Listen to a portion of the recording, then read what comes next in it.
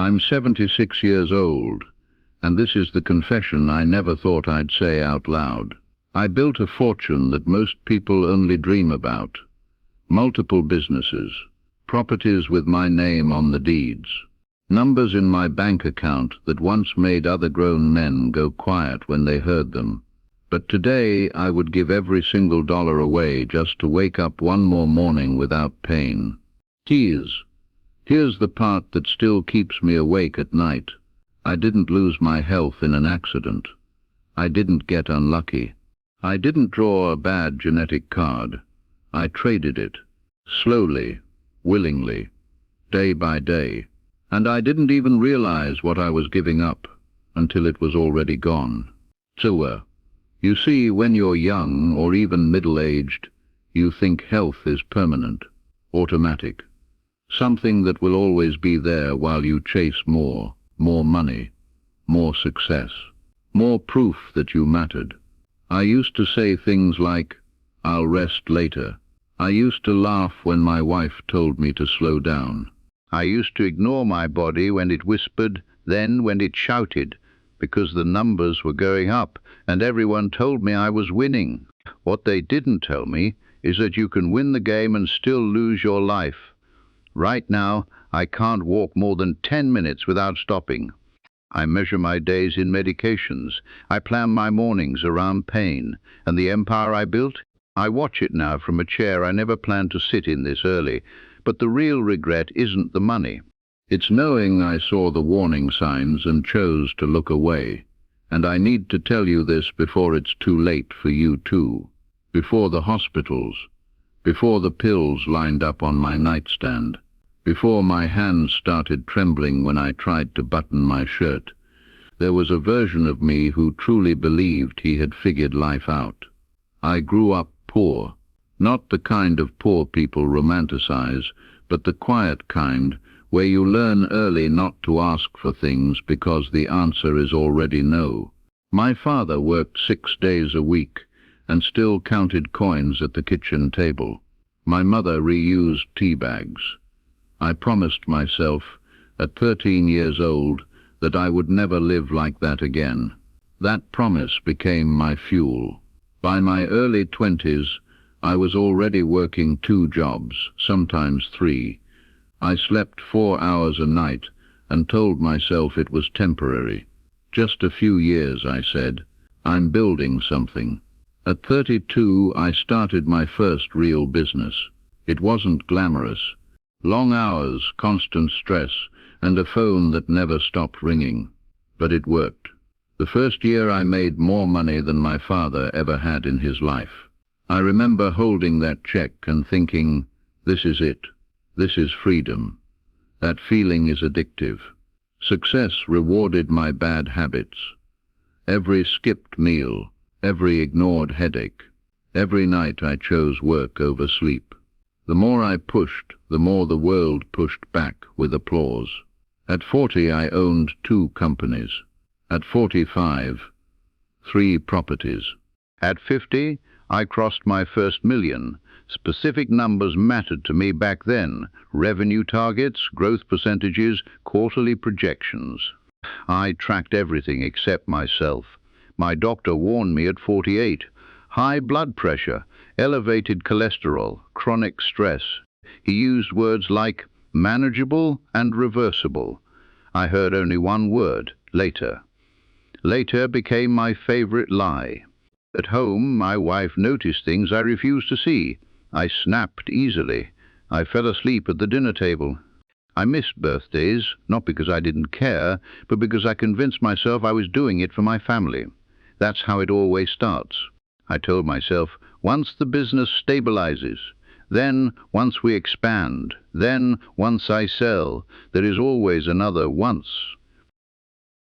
By 55, I was objectively successful. People asked for my advice. Younger men called me "Sir" with admiration in their voices. On paper, my life was a case study in achievement, but my body was already keeping score. I woke up tired. Not normal tired, deep, bone-heavy exhaustion. My back ached constantly. My chest felt tight during stressful meetings. I started carrying antacids everywhere like they were candy, and still I pushed, because walking away felt like failure. No one talks about this part. When your identity becomes your productivity, rest feels dangerous. Slowing down feels like disappearing. I didn't know who I was without my work, so I clung to it, even as it quietly drained me. The cruel irony. I thought I was being responsible. I thought I was securing the future. But something subtle was happening beneath the surface. Something I wouldn't fully understand until years later. Because while I was busy building a life that looked impressive, I was neglecting the only body that had to carry me through it. And then came the moment, the one I still replay in my head, that forced me to finally listen. But what happened next changed everything. It happened on a Tuesday. I remember that because Tuesdays were my longest days, back-to-back meetings, no breaks, the kind of schedule I wore like a badge of honor. I had flown in the night before, slept maybe 3 hours, and started the morning on my third cup of coffee. I felt the warning signs early, a tightness in my chest, a dull pressure behind my eyes. My left arm felt strangely heavy. I told myself it was indigestion, stress, nothing I hadn't pushed through before. That lie almost killed me. So we're halfway through a presentation, numbers projected on the screen, my voice explaining growth strategies. I lost my place mid-sentence. The room went quiet. Faces stared back at me, waiting. Then the room tilted. I remember reaching for the table and missing it. I remember someone shouting my name. I remember the floor being very cold. I woke up in a hospital bed with wires on my chest and a nurse asking me to squeeze her fingers. "Do you know where you are?" She asked. I did. But I didn't know how I had gotten there. The doctor didn't sugarcoat it. Mild heart attack, severe exhaustion, years of unmanaged stress. He used the word preventable. That word landed harder than any diagnosis. My wife stood in the corner of the room, her eyes red. She didn't say, "I told you so." She didn't need to. Her silence said everything. I promised everyone, my doctor, my family, myself, that I would change. And for a while I did. I took a few weeks off, cut back on meetings, ate better, slept more. But habits built over decades don't disappear in months. 6 months later, I was back to 12-hour days. A year later, the stress was worse than before. The business had grown, and with it, my excuses. I told myself I had survived once. I would again. That was my second mistake. At 62, the pain became constant. Knees, back, chest. I carried nitroglycerin in my pocket and pretended it was nothing. I scheduled doctor visits the way some people schedule oil changes, necessary but annoying. Then came the diagnosis that finally broke me. Advanced cardiovascular disease, nerve damage, chronic fatigue syndrome, conditions that don't go away, conditions you manage if you're lucky. The doctor looked at me and said, "You spent your health like it was infinite." That sentence followed me home. Dear. Wes sat alone in my office that night, same office I once loved, and realized something devastating. I had built a life that required me to be healthy, after I had already destroyed my health. I had money but no energy, freedom but no stamina, time but a body that could no longer use it. That was the moment the illusion shattered, the moment I understood the true cost of my success, and it forced a question I had avoided my entire life. What is wealth worth if you can't live inside it? That question haunted me, and answering it honestly changed the way I see everything. When your body finally says no, it doesn't negotiate. That was the hardest lesson for me to accept. Money negotiates. Contracts negotiate. Deadlines move. People compromise. But the body keeps perfect records, and when the bill comes due, it expects full payment. Zawar spent years believing that discipline meant pushing through pain.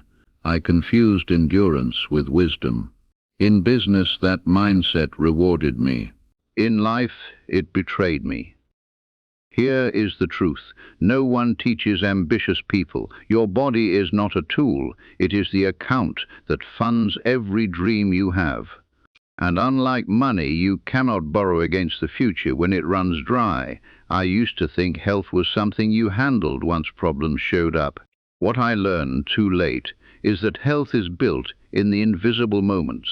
The sleep you skip, the meal you rush, the stress you normalize. Those are not neutral choices, they are withdrawals. To the young people listening, you feel invincible because your body forgets quickly. That forgiveness is not permission. It is a loan with brutal interest. To the middle-aged ones, you tell yourself you're being responsible, providing, holding it together. I said those same words while quietly falling apart. To those older than me, you already know what I'm saying is true. You can feel it in your joints, in your breath, in the way mornings take longer now. This isn't about fear. It's about alignment. I learned that success without sustainability is just delayed failure. The world praises output, not longevity. But life is a long game, whether you prepare for it or not. So one night, long after my diagnosis, I sat on my porch and listened to the quiet. No emails, no calls, no urgent decisions. And for the first time, I noticed how hard it was just to breathe deeply. That's when it hit me. I had optimized everything except the one thing that mattered most, being alive enough to enjoy it. We measure success in numbers because they're easy. Revenue, growth, net worth. But the real metrics are harder to track. Energy, clarity, presence, peace. Those are the assets that compound silently. I also learned something painful about time. You don't lose it all at once. You lose it in fragments. A skipped walk, a missed checkup. A weekend you promised yourself you'd rest, then didn't. Those fragments add up. If I could rewrite my life, I wouldn't work less. I would work differently. I would respect recovery as much as effort. I would treat sleep like a meeting that cannot be cancelled. I would listen the first time my body whispered instead of waiting for it to scream. Most of all, I would redefine what winning looks like. Because real success is waking up with options. Real wealth is having the strength to use them. That understanding didn't make my regret disappear, but it gave it meaning. And meaning is the only thing regret is good for, if you let it teach. If you take nothing else from my story, take this warning, because it is the one I wish someone had forced me to hear. Don't make my mistake. Do not wait for a diagnosis to give yourself permission to slow down. Do not wait for pain to justify rest. And do not confuse being busy with being important. Your body is not an obstacle to your goals. It is the only reason you are able to have goals at all. I know exactly what you're thinking right now. I thought it too. This doesn't apply to me. I'll fix it later. I just need to get through this season. Listen carefully. There is always another season. Urgency is a trap. It convinces you that everything is critical except you. And the longer you believe that lie, the more expensive it becomes to undo. Here is what I would tell you to do today, not someday. First, schedule your health the way you schedule your work. Put sleep on your calendar. Put movement on your calendar. Protect them the way you protect income. Second, listen to early signals. Fatigue is not laziness. Pain is not weakness. Anxiety is not motivation. These are messages. Ignoring them does not make you strong. It makes you vulnerable. Third, redefine productivity. If your success requires self-destruction, it is not success. Sustainable effort always beats heroic burnout. Fourth, ask yourself one honest question every month. Is the life I'm building one I'll be physically able to live in? If the answer is no, change something immediately before your body forces the change for you. I am 76 years old now. My days are slower, quieter. I measure progress in small victories, walking without pain, waking up clear-headed, having the energy to hold my grandchildren. These are the things I once postponed, and that is my deepest regret. I don't want you to learn this lesson the way I did, through loss. Learn it through choice, through awareness, through respect for the one body that will never be replaced. So bulls, if this story stirred something in you, if it made you uncomfortable, that's good. Discomfort is where change begins. Take care of yourself, not later, not after the next milestone, now. And if this message helped you, pass it on. Subscribe. Share it with someone who needs to hear it before it's too late. Because wealth can be rebuilt, time cannot, and health, once gone, never fully comes back.